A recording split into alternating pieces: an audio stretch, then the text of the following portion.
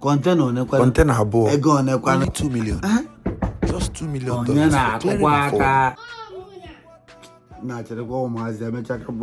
Ngwan chief emechaka ikwu. Muna bata.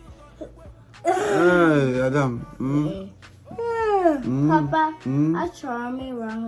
I want to go to bed. Can you please tell me a story?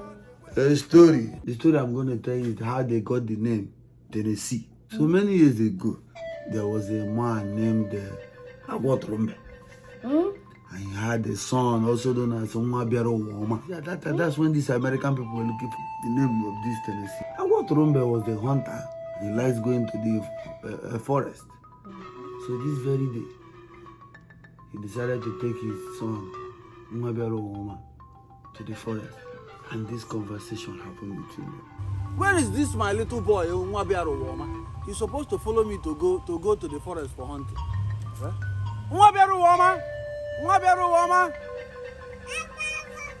Come, my boy, come. Hey, my boy. Hey, you are going to follow me to the forest. But this your hair is very, very dry. I'm going to give you something.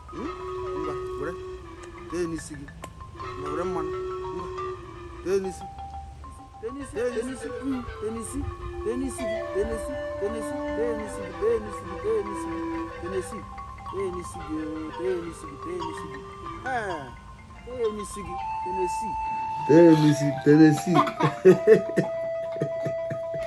That's how they got the name, Tennessee.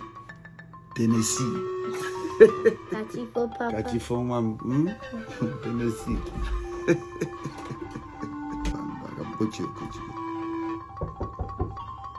Onyekwa? Daddy, is this story true? Ujuada to the moon. Muna chimso waga. Ekene dilichi binigwe. Maka muna chiso abiala. Ada obaino ko hamuna. Liudiba o ko hamuna. Uncle's angel ko hamuna. Auntie's girl.